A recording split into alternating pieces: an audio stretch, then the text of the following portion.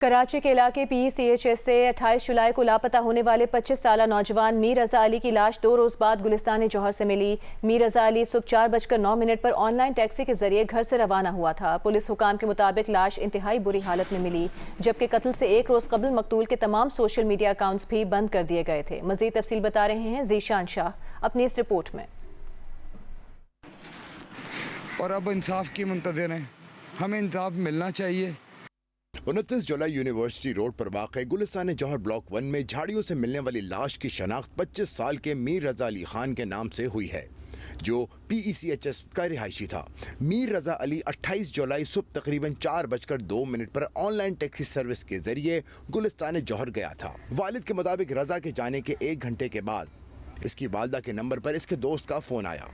एक दोस्त का फ़ोन आता है इनके वाइफ के नंबर पे कि मैं जो है वो मीर का नंबर बन जा रहा है, मीर का व्हाट्सएप डिस्कनेक्टेड है। बेगम भी परेशान हो गई, उसको हम ढूंढने लगे। इन्होंने मुझे बोला, हम इधर उधर फ़ोन मारने लगे, मगर हमें कहीं कुछ नहीं मिलने लगा। उसका नंबर बन जा रहा था। रजा का 30 अगस्त को गुलशन इकबाल की बैतुल मुकर्रम मस्जिद में निकाह था और रजा अपनी नई शुरू होने वाली ज़िंदगी के हवाले से बहुत खुश था। बहुत मासूम बच्चा था, बहुत मिलनसार बच्चा था। कभी किसी से कोई लड़ाई नहीं, कभी किसी से कोई बदतमीजी नहीं। मुझे जब तक सुकून नहीं मिलेगा, जब तक मुझे इंसाफ नहीं मिलेगा। रजा की लाश बहुत बुरी हालत में मिली, जबकि इसके सीने में गोली मारकर कत्ल किया गया था। पुलिस का बताना है कि रजा की लाश मिलने से 1 रोज कबल इसके तमाम सोशल मीडिया अकाउंट्स बंद कर दिए गए थे। पुलिस की जानिब से टेलीकॉम कंपनी से मकतूल का फ़ोन रिकॉर्ड और इससे राब्ता रखने वाले अफराद का डाटा तलब किया गया है। इसके अलावा रजा ने जिस टैक्सी से सफ़र किया था उसके ड्राइवर को भी शामिल तफ्तीश कर लिया गया है। ड्राइवर ने बयान में बताया कि उसने मीर रजा अली को गुलिस्तान जौहर में इसके किचन पर छोड़ा था। कैमरामैन ज़ीशान इकबाल के साथ ज़ीशान शाह, जियो न्यूज़, कराची। 2 रोज़ कबल कराची के इलाके गुलिस्तान जौहर से नौजवान मीर रजा अली की लाश मिलने के बाद मकतूल के वालिद ने जियो न्यूज़ को बताया कि उन्होंने अपने बेटे की तलाश शुरू की तो उसकी लाश तक पहुंचे। रजा की 30 अगस्त को शादी थी। मज़ीद बता रहे हैं नुमाइंदा जियो न्यूज़ ज़ीशान शाह। कराची में एक दिलखराश वाक़या पेश आया। 2 रोज़ कबल गुलिस्तान जौहर से एक नौजवान की लाश मिली। जब तहकीकात की गई तो उसकी शनाख्त मीर रजा अली ख़ान के नाम से हुई। मैं इस वक्त उनके घर पर मौजूद हूँ, उनके वालिद मेरे साथ हैं। हुसैन साहब, ये बताइए, जिस दिन रज़ा निकला था वो बताकर निकला था? वो जिस दिन घर से निकले नॉर्मल रूटीन में जैसे वो काम करते थे और जैसे रोज़ाना की रूटीन है कि आए घर पे और फिर बोला मम्मा मैं आ रहा हूँ, निकल के चले जाते थे। कभी अपनी गाड़ी में जाना, कभी दोस्तों के साथ, कोई दोस्त आ गया लेने के लिए। 4:02 पे चले गए। एक दोस्त का फ़ोन आता है इनके वाइफ के नंबर पे कि मैं जो है वो मीर का नंबर बन जा रहा है, मीर का व्हाट्सएप डिस्कनेक्टेड है। हम परेशान हो गए, 15 को इतला दी, थाने गए, वहाँ मिसिंग की हमने रिपोर्ट करी। वो पूरा दिन हम जो है उसको ढूंढने में लगे। थाने गए, हमने 365 की FIR कटवाई और हम उसको ढूंढते रहे, हमें कोई सुराख नहीं मिला। जब मोबाइलें आ गई तो हमने उनको बोला कि जी ये देखिए मेरा बच्चा मिसिंग है, उसको देखा ढूंढ रहे हैं हम इसको। FIR कटाई भी हमने फिरोज़ाबाद थाने में। तो उन्होंने दूसरे बंदे को बोला कि तुम्हारे मोबाइल में वो जो अभी बंदा मिला उसको दिखाओ। तो जब उसको दिखाया तो वो ऐसा हो रहा था कि हमें अपने बच्चे को कपड़ों से पहचाना है हमने बच्चे को। उन्होंने बोला इसको जिना भिजवा दिया हमने, उसका पोस्टमार्टम हुआ है। फिर हमने फिरोज़ाबाद थाने के हवाले, फिर हम अपने बच्चे को घर ले आए। कुछ जल्दी जल्दी हमने उसकी तफ्कीन की है और अब इंसाफ की मुंतज़िर हैं, हमें इंसाफ मिलना चाहिए। इनकी शादी भी होने वाली थी। 30 अगस्त को उनका निकाह होने वाला था। पिछले साल उनकी मंगनी हुई थी और 30 अगस्त को, और वो बहुत खुश था। उसने अपने किस तरह के कलर के कपड़े पहनना, मैंने बैतुल मुकर्रम मस्जिद में निकाह करना है, 2-4 हज़ार मेरे दोस्त हैं वो आएंगे। अब तक जो उन्होंने बताया कि वो बहुत खुश था, अगले माह उसकी शादी थी और कारोबारी कोई रंजिश नहीं थी, कोई परेशानी नहीं थी इस किस्म की। इस अफसोसनाक वाक़े पर मज़ीद बात करते हैं। हमारे साथ मौजूद हैं जियो न्यूज़ के नुमाइंदे ज़ीशान शाह, जो कि इस केस को फॉलो कर रहे हैं। ज़ीशान, सबसे पहले ये बताइएगा कि पुलिस की तहकीकात अभी तक कहाँ तक पहुँची हैं? ऑनलाइन टैक्सी ड्राइवर से पुलिस को अभी तक क्या मालूमात मिल सकी हैं? जी देखिए, बिल्कुल पुलिस की जानिब से तफ्तीश जारी है। तफ्तीश में अब पेशरफ्त भी होना शुरू हो गई है। जो ऑनलाइन टैक्सी सर्विस का जो ड्राइवर था, उसको सबसे पहले इब्तदाई तौर पर उसको शामिल तफ्तीश किया गया, उस हिरासत में लिया गया, जिसके बाद में उसने वो स्पॉट ले जाके दिखाया जहाँ पर उसने रज़ा को ड्रॉप किया था, और वो मकाम वही था जहाँ पर उसका किचन बना था, जिसे क्लाउड किचन भी कहा जाता है। वहाँ पर उसका किचन था, जो उसके बहादुराबाद वाले जो डेजर्ट हाउस के लिए वहाँ से उसका सामान तैयार होता था। तो अब तक की जो लेकिन अभी भी उसको शामिल तफ्तीश बहरहाल रखा गया है। मैं इस वक्त आपको जो रिपोर्ट कर रहा हूँ, ये वो जाए वक़ुआ है। मेरे साथी कैमरामैन ज़ुबैर अगर ये मनाजिर दिखाएं कि ये यूनिवर्सिटी रोड से मुतसिल जामा कराची के सामने की जानिब गुलिस्तान जौहर ब्लॉक 1 का ये एरिया है, ब्लॉक 1 का ये एरिया है। फ्रंट पे यहाँ पे नर्सरी लगी हुई है, और इसके बिल्कुल अक़ब में ये वो मकाम है जहाँ पर 2 रोज़ कबल रज़ा की लाश यहाँ से मिली थी। जो इस वक्त जिन्होंने सबसे पहले ये लाश देखी, जो इस केस के ऐनी शाहिद थे यासिर, वो इस वक्त जो कि इसके मालिक भी हैं, इस नर्सरी के मालिक, वो इस वक्त हमारे साथ मौजूद हैं। आप भी बताइए, आपने क्या देखा था, जो किस तरीके से फिर क्या रिपोर्ट किया? जी सर, मैं इधर पानी लगाने आ गया था नर्सरी को, और इधर मेरे को लाश नज़र आई है। पहले टांग नज़र आई, उसके बाद मैंने थोड़ा सा आगे होके देखा तो डेड बॉडी थी, थोड़ा तशद्दुद किया हुआ था, और ये तकरीबन 11:20 का वक़्त था सर। और मैंने उसके बाद 5-7 मिनट बाद 15 को कॉल कर दी। फिर उनके बाइक पे बंदे आ गए, और बाद में मोबाइल आ गई और रेडी वाले आ अच्छा, जैसा कि इन्होंने ये बताया, ये ऐनी शाहिद थे जिन्होंने सबसे पहले ये देखा और पुलिस को इन्फॉर्म किया। ये वो मकाम था, यहाँ पर मैं बताऊँ तकरीबन 5 से 6 फुट लंबे यहाँ पे झाड़ थे। इसके अलावा बहुत बड़े यहाँ पे पौधे भी लगे हुए थे। इसकी वजह से जो नीचे की जानिब, जैसा कि आप देख सकते हैं, ये जो रोड है वो ढलान की जानिब है, वहाँ से नज़र आना नामुमकिन था। जो ही ये ऊपर की जानिब आए, यहाँ पर इन्होंने जब पानी डालना शुरू किया तो फिर उसके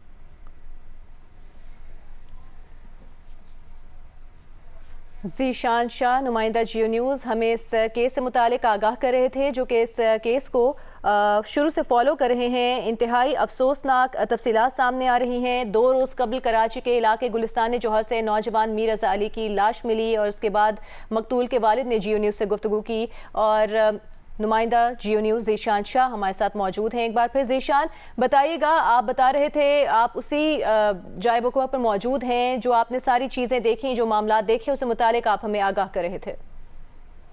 जी बिल्कुल, जैसा कि मैंने बताया था, आपको जाए वक़ुआ भी दिखाया। यहाँ पे इन्वेस्टिगेटर्स की जानिब से इस जगह की सफाई कराई गई, और खुशकिस्मती से जो पहली कामयाबी मिली है, इस जो मकतूल का उसका मोबाइल जाए वक़ुआ से तकरीबन 200 गज के फासले पर मोबाइल इसका हासिल कर लिया गया है। इसके अलावा जो ही मजीद यहाँ के झाड़ हटाए तो यहाँ पर एक गन का होस्टर भी बरामद किया गया है। पुलिस हुकाम ने ये भी देखने की कोशिश की, क्या पता यहाँ पर वो वेपन भी इनको यहीं पर मिल जाए, लेकिन वेपन अभी तक नहीं मिल सका है। लेकिन रज़ा का मोबाइल फोन और जो एक होस्टर यहाँ से मिला है, जिसका यहाँ पर होने का कुछ बद्दा नहीं था, तो उम्मीद ही की जा रही मुमकिन तौर पर जिस असलहे से फायरिंग करके उसे कत्ल किया गया है। ज़ीशान, मोबाइल फोन रिकॉर्ड हासिल कर लिया गया क्या? जी बिल्कुल, जो ही जिस वक्त मोबाइल फोन नहीं मिला था, तो टेलीकॉम कंपनी से इसका सीडिया जो पूरा डाटा है वो तलब कर लिया गया है। साथ ही साथ उन लोगों के डाटा भी तलब किए गए हैं जिनसे मकतूल राब्ते में रहता था, और उसके हवाले से भी माइन्यूट लेवल पे इन्वेस्टिगेशन भी जारी है। ठीक है ज़ीशान, बहुत शुक्रिया इस तफसील के लिए। अभी आपको ये बताएंगे, कराची के मुख्तलिफ इलाकों में ज़लज़ले के झटके महसूस किए गए हैं। महकमा मौसमियात के मुताबिक ज़लज़ले की शिद्दत 2.9 थी, और मरकज़ कराची शहर था।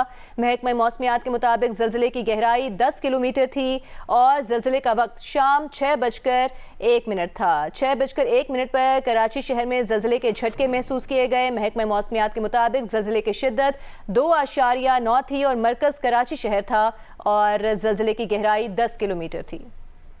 लेफ्टिनेंट जनरल अहमद शरीफ चौधरी ने आज प्रेस ब्रीफिंग दी है, और मुख्तलिफ उमूर पर उन्होंने गुफ्तगू की है। उनका कहना है कि पाकिस्तान की सिक्योरिटी के लिए गुड गवर्नेंस इंतहाई अहम है। मसाइल हल नहीं हो रहे तो इसका मतलब है कि गुड गवर्नेंस के लिए कुछ ना कुछ करना पड़ेगा। इसके अलावा उन्होंने सिक्योरिटी मसाइल, पाकिस्तान में जो दहशतगर्दी की लहर है, उस पर भी गुफ्तगू की है। हमें इस वक्त ज्वाइन किया है ब्रिगेडियर रिटायर्ड राशिद वली साहब ने, उनसे इस मामले पर बात करेंगे। ब्रिगेडियर साहब, बहुत शुक्रिया आपके वक्त का। बड़ी मुफस्सल गुफ्तगू की मुख्तलिफ मामलात पर। DG ISPR अख्तियार साहब ने और ख़ास तौर पर जो दहशतगर्दी की कार्रवाइयाँ की जा रही हैं भारतीय सरपरस्ती में फितनल हिंदुस्तान फितनल खवारिज की जानिब से, उस पर उन्होंने बात की है। उनका कहना है कि भारत और अफगानिस्तान का मुश्तरका एजेंडा है दहशतगर्दी और मार्का हक में जिस तरह से नाकामी का सामना करना पड़ा भारत को, तो अब बलूचिस्तान पर नजर जमा ली गई हैं दुश्मन की जानिब से। क्या समझते हैं आप?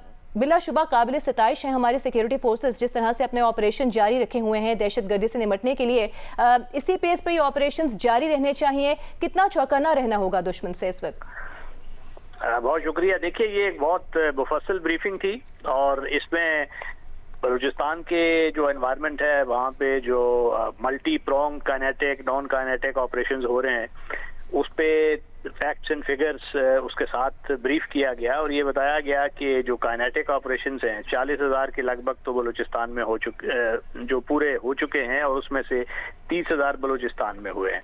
और उसके साथ साथ जो एक अरसा हयात दहशतगर्दों पे तंग किया जा रहा है उनकी कैजुअल्टीज हो रही हैं और साथ साथ non kinetic component of the state वो भी उसी तरीके से मुतहर्रिक है और उसमें उन्होंने कंप्लीट ये एक दिया उसको आउटलाइन किया कि जो हमारे जो डेवलपमेंट के इनिशिएटिव्स हैं वो कैसे काम कर रहे हैं और पर कैपिटा जो स्पेंडिंग है पीएसडीपी की वो बलूचिस्तान में क्या है कंपेयर टू अदर्स। तो बहुत से जो इबहाम हैं, गैप्स हैं, प्रोपेगेंडा है उसकी उन्होंने असर को ज़ाहिर किया और ये भी एक अहम कंक्लूजन था कि जो जितनी भी इन दहशतगर्दी की कार्रवाइयों की रिपोर्टिंग होती है उसका इबलाग होता है उसमें जो 50% उसको ट्रैक्शन जो इंडिया बेस्ड वेबसाइट्स हैं वहां से मिलती है। 300 के लगभग भारतीय जो वेबसाइट्स हैं वो डेडिकेटेड हैं कि कंटेंट क्रिएट करें और उसका आगे इबलाग करें और 1000 अकाउंट्स हैं जो इंडिया से इस पे मुतहर्रिक हैं। तो ये एक पूरा इकोसिस्टम है क्राइम दहशतगर्दी का और जिसके खिलाफ ये स्टेट मुतहर्रिक है और जो इल्लीगल स्पेक्ट्रम है जो मुआवन साबित होता है दहशतगर्दी का उसको भी उन्होंने फैक्ट्स एंड फिगर्स के जरिए साबित किया कि उसमें जो 20 लाख लीटर्स पर दिन उसकी स्मगलिंग हो रही थी फ्यूल की 2023 में, तो वो एक अभी मिलन तक आ चुकी है और इसमें स्टेट क्योंकि जब उस पे हाथ डालती है उन लोगों पे तो वो जितने भी इकोसिस्टम ऑफ क्राइम से मुंसलिक लोग होते हैं वो सारे इसको प्रोपेगेंडा और इंफॉर्मेशन वॉर उसके खिलाफ ज्यादा तेज कर देते हैं। और कैपेसिटी बिल्डिंग की बात की, बड़ी अच्छी पुलिस को उनको खिराजे अकीदत दिया, स्टैंडिंग ओवेशन भी दी उनको, उनका जो पूरा एक्सेप्ट किया जो कुर्बानियां हैं और इसके साथ साथ उनकी जो कैपेसिटी बिल्डिंग की जा रही है उसके मुतालिक बताया जिसमें वक्त लगेगा और जब तक वो नहीं होता तो साथ एफसी और आर्मी उनके साथ है। एफसी एक वेस्ट बन रहा है जो कराची से लेकर बलूचिस्तान तक जितना भी आपका मिनरल्स का कॉरिडोर है उसकी प्रोटेक्शन के लिए उसमें बेहतर आर्टिकुलेशन ऑफ कमांड और कंट्रोल होगा। तो स्टेट अपने तय पूरी कोशिश कर रही है और सबसे अहम कंक्लूजन ये था कि स्टेट ने अभी फैसला किया है कि रूल ऑफ लॉ स्टेट होगा जिसमें रूल ऑफ लॉ के ये मतलब नहीं कि उसमें कवानीन को मिलिटराइज किया जाएगा बल्कि कानून के सामने एलीट और नॉन एलीट सब बराबर होंगे। और उस क्वेस्ट में जब आप वो सरदार और ट्राइबल एलीट जो होती है उस पे उनके जो मुफादात हैं उस पे जख्म पहुंचती है तो वो फिर जाहिर है एक तसादुम की एक कैफियत क्रिएट होती है जिसमें लोग उसका एक बयानिया भी बनाते हैं। मगर जो पॉलिटिकल एलीट है और सरदार हैं उन्होंने हमेशा अपने मुफादात को तरजीह दी और लोगों को जो उनके मुफादात से पुश्त बनाई की। तो ये रूगरानी की अब ये आइंदा नहीं चलेगा। और इसके बाद एक दूसरा अहम कंक्लूजन था कि कोई क्वार्टर्स नहीं दिए जाएंगे। स्टेट अब उनके साथ जिन्होंने हथियार उठाए हुए हैं, लोगों के खून से हाथ रंगे हैं, उनको कोई स्पेस नहीं दी जाएगी तावक्ते के वो हथियार डालें और जो कानून का एहतराम करें। और जब ये उनको मालूम हो गया है और उनके बैरूनी आलाकारों को भी ये मालूम हो गया है कि स्टेट इस वक्त सीरियस है तो इसमें शिद्दत आ गई है उनके हमलों में भी। और यही वो लिंकेजेस हैं जो भारत से उनकी जो होती है प्रॉक्सी सपोर्ट होती है। अफगानिस्तान में उनकी पनाहगाहें हैं, वहाँ पे एक ऐसी हुकूमत है जिसका जो बिजनेस मॉडल ही दहशतगर्दी की एक्सपोर्ट है, वो तालिबान रजीम है। और एक बड़ा क्लियर डिफरेंस उन्होंने किया कि जो अफगान बाशिंदे हैं, पॉपुलेशन है, पाकिस्तान को उनसे देरीना जो हमारे बरादराना ताल्लुकात हैं, मोहब्बत भी है, बट जो ये तालिबान रजीम है और उसके मिनिस्टर्स हैं जिन्होंने एक क्राइम और दहशतगर्दी का पूरा इकोसिस्टम एक बनाया हुआ है अफगानिस्तान में, हमें उनसे तारुज़ है जो ये कहते हैं कि हमारा डीएनए भारत के साथ है, और फिर वो भारत का अगर डीएनए है तो उसका फिर आप खुद ही कंक्लूड कर सकते हैं। ठीक, तो गर्दे की एक खासी मुफस्सल ब्रीफिंग थी जिसमें काफी रीएश्योर हुई होगी मेरे ख्याल है पब्लिक भी, और खुशाइंद है ये चीज कि उन्होंने फैक्ट्स एंड फिगर से ये चीज बताई है कि बहुत से जो गैप और इबाम होते हैं उनका असर जो है वो ज़ाहिल हो जाएगा। हमारे साथ ही मौजूद रहिएगा ब्रिगेडियर साहब। इसी दौरान हमें ज्वाइन किया है दिफाई तज्ज़ियाकार डॉक्टर मरियम फातिमा साहिबा ने। डॉक्टर साहिबा, बहुत शुक्रिया आपके वक्त का। बलूचिस्तान की सूरत हाल की चूँकि बात हो रही है तो DGISPR साहब का कहना था कि दुश्मन अनासर जो हैं वो बलूचिस्तान की तरक्की नहीं चाहते और वहाँ पर हालात ख़राब करने की कोशिश की जा रही है, और फिर एक गलत तासुर पैदा किया जाता है। उसके बारे में उन्होंने बात की कि एक नैरेटिव बनाया जाता है कि वहाँ के लोगों में एहसास महरूमी है, हालांकि ऐसा है नहीं। तो इस नैरेटिव को काउंटर करने के लिए हुकूमती सतह पर क्या इक़दामात उठाए जाने चाहिए? आपको लगता है कि इमरजेंसी बेसिस पे कुछ किया जाना चाहिए? क्योंकि DGISPR साहब का कहना है कि वहाँ का मसला जो है वो सरदार और एलीट तबका है जो कि वहाँ के आम आवाम को आगे नहीं आने देना चाहता। जी, बहुत शुक्रिया, आपने मुझे अपने चैनल में मदऊ किया। मैं आज की प्रेस कॉन्फ्रेंस से कुछ थोड़े से बुनियादी पॉइंट्स की तरफ जो है मैं समझती हूँ कि उन्होंने इशारा किया। एक तो उन्होंने BLA के जो टेररिज्म है और जो भी इस वक्त मिलिटेंसी पाकिस्तान में टेररिज्म के रूप में हो रही है उसकी तरफ उन्होंने इशारा किया कि इसके तमाम जो नेक्सस है वो इंडिया के साथ और उसके प्रॉक्सी के लिए जो एक स्पेस फराहम की गई है वो TTA अफगानिस्तान की तरफ से फराहम की गई है। उन्होंने इसकी तरफ इशारा किया। इसके अलावा उन्होंने ये एक अपना लाया हमल पेश किया कि स्टेट जो है वो बहुत सख्ती से और आईनी हाथों के साथ वो जो है उनसे निपटने की कोशिश करेगी जो भी किसी मिसक्रिएंट्स हैं जो पाकिस्तान के अंदर टेररिज्म करने की कोशिश करेंगे। तीसरी जो मेरी अंडरस्टैंडिंग के मुताबिक बात है वो ये है कि जो एक गवर्नेंस का गैप जो है बलूचिस्तान में ख़ास तौर पे वो basically non traditional security threat है जो कि लोगों के अवाम के दिमागों में एक रिलेटिव डिप्रिवेशन का कॉन्सेप्ट डेवलप करता है, जिससे उनको लगता है कि वो पाकिस्तान के बाकी हिस्सों की बनस्बत इस हद तक चूंकि वो इंफ्रास्ट्रक्चर उनको प्रोवाइडेड नहीं है, फैसिलिटीज़ प्रोवाइडेड नहीं है, सर्विसेज नहीं है, तो इस जो ये उनके बीच में जो डिप्रिवेशन का कॉन्सेप्ट है इसके ऊपर जो है दुश्मन खेलता है और वो उनके जो कमियाँ हैं या शॉर्ट कमिंग्स हैं उसको जो है उनके सामने एम्पलीफाई करता है और उसके ऊपर जो है वहाँ पर BLA को अपना स्कोप जो है एक्सपैंड करने का मौका मिलता है। तो मैं ये समझती हूँ कि उन्होंने एक बहुत अहम पॉइंट की तरफ इशारा किया कि गवर्नेंस जो है उसका मकसद ये है कि जो वहाँ का लीडर है वो अपने अवाम के साथ इन टच हो, और जो एक ये उनका स्ट्रक्चरल इशू है एक सरदारी निज़ाम का, वो भी बेसिकली एक हद तक मैं भी ये समझती हूँ कि इट इज़ अ हिंड्रेंस कि जो आम जो स्टेट की तरफ से तमाम काविशें की जाती हैं उसके फ्रूट्स नॉर्मल लोगों तक जो है वो पहुँचते नहीं हैं। और दूसरी बात है कि BLA की तरफ से जो भी स्टेट डेवलपमेंटल गेन्स करती है उनको रिवर्स कर दिया जाता है, इंफ्रास्ट्रक्चर को ये लोग अटैक करते हैं, टेररिज्म करते हैं। उसके अलावा दे कीप जो है टारगेटिंग दोज इंफ्रास्ट्रक्चर जिससे वहाँ के इलाके के लोगों की किसी भी तौर पर तरक्की हो सकती है, जॉब्स मिल सकती हैं। तो मेरा ये अंडरस्टैंडिंग है कि ये जो सारे उन्होंने आज की प्रेस कॉन्फ्रेंस की है ये उन तमाम इश्यूज की तरफ इशारा कर रही है जो ट्रेडिशनल पैराडाइम में भी स्टेट को सिक्योरिटी को चैलेंज कर रहे हैं और नॉन ट्रेडिशनल पैराडाइम में भी कर रहे हैं। और इसके लिए उनकी जो अंदर एक रिजॉल्व नजर आ रहा था वो मुझे मेरी समझ ये है कि they mean business and they would want to take any action जो कि किसी भी तरीके से पब्लिक को लोगों को असवाज कर सके और उनके अंदर कंटेनमेंट पैदा कर सके। और मैं समझती हूँ कि उनका इशारा कुछ जगहों पे गवर्नेंस की तरफ भी था।